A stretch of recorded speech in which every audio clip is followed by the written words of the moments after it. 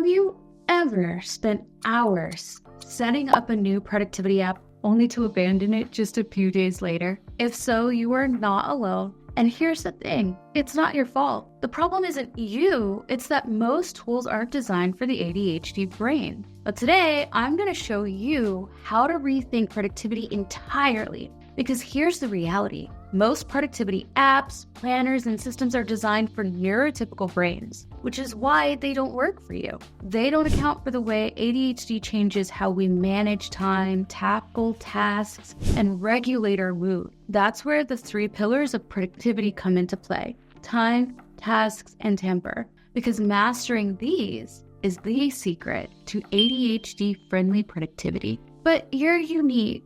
So your tools need nuanced features too. In this episode, I'm going to show you how to start thinking about productivity differently so you can make the tools that work for you. Hey everyone, welcome back to the channel where we turn ADHD into your entrepreneurial secret sauce. I'm Mina, Raver, and today we are diving deep into a topic that's essential for anyone with ADHD who has ever struggled with productivity, which is most of us, probably all of us. We're going to explore the 3 pillars of productivity: time, tasks, and temper or mood. But I won't stop there. We're going to talk about why traditional productivity tools often fall short for those of us with ADHD, and why mastering your unique cognitive needs is the key to unlocking your full potential. Now, let's talk about 3 pillars of productivity: time, tasks, and temper, or as I like to call them, the idiot Triforce of Power, which is probably going to get me sued. These are the 3 areas where traditional productivity systems fail us, but mastering them will unlock a whole new level of focus and progress. The first pillar is time. This encompasses how you manage, perceive, and use your time. For most people, time management is about creating schedules, setting deadlines, and sticking to routines. But if you have ADHD, you probably know that time doesn't always feel linear or consistent. Sometimes it feels like you have all the time in the world until you don't. This inconsistent perception of time can make it very difficult to stick to traditional scheduling methods. You might find yourself working in bursts of hyperfocus, only to realize that hours have passed without a break. Or you might struggle with time blindness, where you simply lose track of time altogether. That's why many time management tools totally fail for people with ADHD. They're designed for people who have developed the awareness to perceive time in a more structured way. So what's the solution? Well, most people build a frame of reference for the passage of time relative to the task at hand subconsciously. That's really good news because it means that you can build that same frame of reference. You just have to be more proactive about it. And while it's going to take a little, time, it's easier than you think. The first step is to gauge the gap between how long you think things take and how long they actually take. You can do that simply by adding a note on how long something should take when you put it on your to-do list. And if you've been time blocking or tracking your to-do list on a calendar, you can go back and look over how much time you've allotted to similar tasks in the past. Then simply compare how long you thought it would take to the amount of time the task actually required. Here's a bonus. If you really want to master the skill quickly, keep note of how you feel before, during, and after the task. If you got right into it, jot down a note about your setting and anything you did just prior to initiating the task. Likewise, if it took longer than expected, describe why. Did you have a hard time getting started? Were you interrupted? Were those interruptions internal, like I need to check my email, or external, like a phone call or a notification? The answers to these questions will not only help you become more proficient at planning and managing your time, they'll also help you better manage your tasks. More on that soon. So to recap, most tools are designed for people who simply have too much on their plate. They don't work for you because you likely have too much on your plate and you don't have a strong concept of the passage of time. Now that you've got a sense of how to overcome that problem, let's move on to the second pillar, tasks.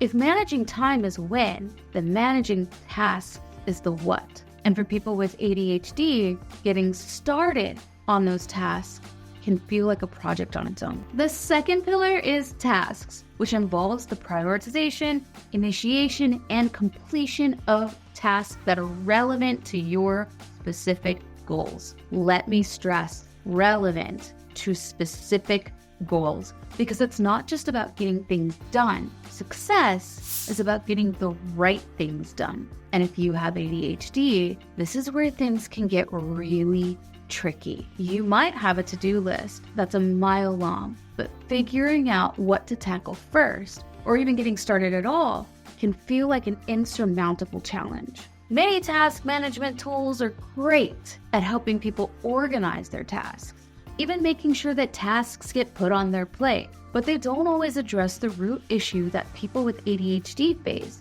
like task paralysis, where the sheer number or anatomy of the things you need to do overwhelms you into inaction, or the difficulty in transitioning from one task to another. To get better at managing your tasks, you need tools and techniques that help you prioritize based on what's truly important. You need to break tasks down into their smaller steps, and crucially, you need techniques to help you actually get started. To prioritize, the Eisenhower matrix is a common and effective tool. But when I'm particularly struggling, that doesn't work for me.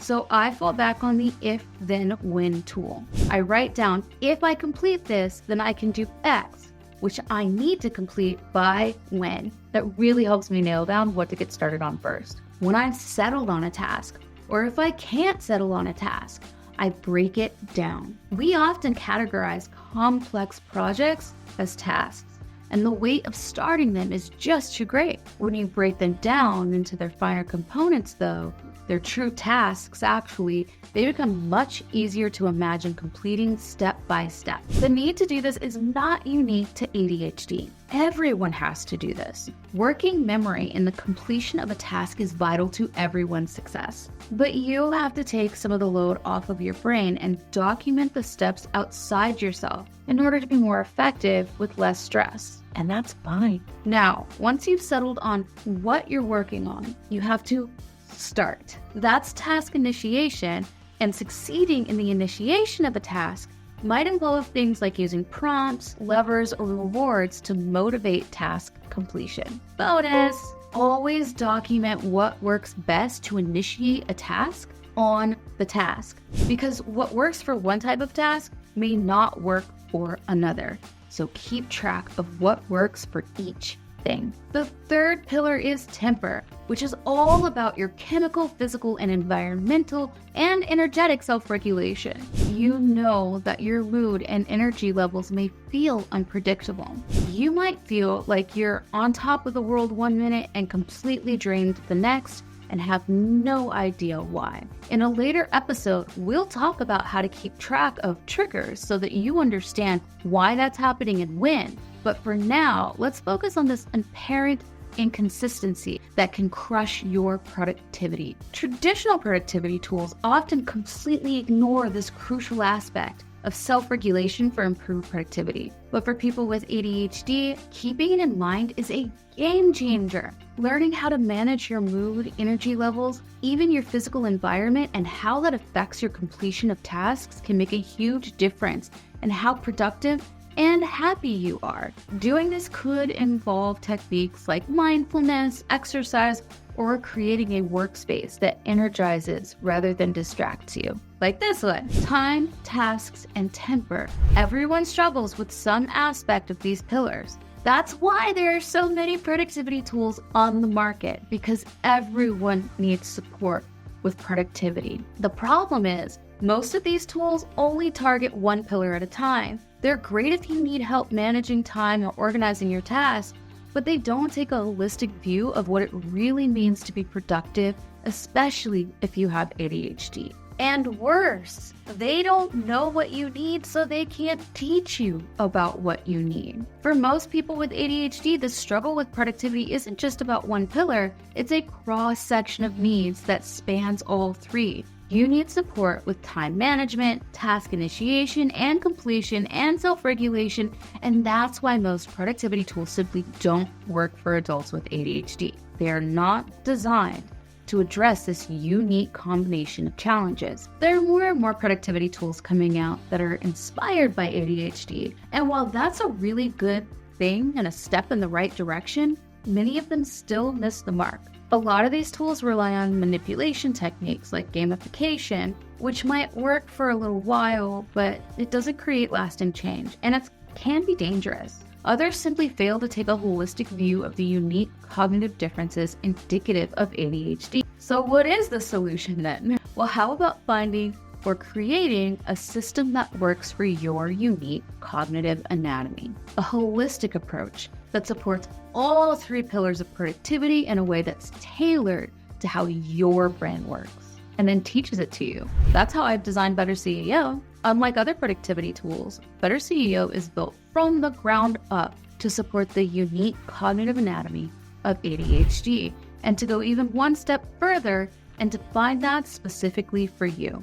But you don't need Better CEO to succeed. The real power comes from understanding your own unique needs and how to access your memory, activation, emotions, and everything else that makes up your executive function system. To do that, you just need a little time, self-awareness, and commitment. This video isn't just about telling you which tools to use or when. It's an invitation to explore your own cognitive processes, to get curious about how your brain works, and to take control of your productivity in a way that feels authentic and sustainable to you. You deserve that. So consider this a call to action, a call to self-mastery. Over the next week, I challenge you to track your productivity struggles and how you manage your time, your tasks, and temper. How do your struggles manifest in time management, task initiation, or self-regulation? How are those struggles linked? Keep a journal of what works and what doesn't. Once you've identified your challenges, get curious about your patterns and start experimenting with different strategies and tools to see what works best for you. Pay attention to how different tools and techniques affect your productivity based on the task requirement. This isn't just about using the right tools, it's about creating a productivity system that works with your brain and not against it. Subscribe to this channel and sign up for notifications for regular support. And most importantly, be patient with yourself, because mastery takes time, and it's okay to try different approaches until you find what really clicks for you, especially if you know why you have to keep searching. Remember, the goal is not to force yourself into a productivity system that wasn't designed for you. It's to create a system that works with your unique strengths and challenges. When you master these three pillars of productivity, it becomes less of a battle and more of a flow. You'll start achieving more with less effort and less stress in ways that are sustainable and authentic to you. So, if you found this video helpful, tell us with a thumbs up and subscribe to help others find it too. You can also click the little bell to get notifications when I post new content, which is weekly, and also when I take questions or provide coaching live. And if you're ready to dive deeper into how to leverage your ADHD for entrepreneurial success, check the resources I've linked in the description below. I'm Mina. Thanks so much for watching. I'll see you next time. Thanks for joining us on Productive with ADHD. Be sure to subscribe so you don't miss another episode. And please click that thumbs up button below. We'd really appreciate it. And if you're ready to take your productivity to the next level with tools designed just for you, a high-achieving professional with ADHD, then download the Better CEO app, available on both Apple and Android. You'll find those links at betterceo.app and in the show notes. See you next time with more insights and strategies to help you make ADHD your unfair advantage.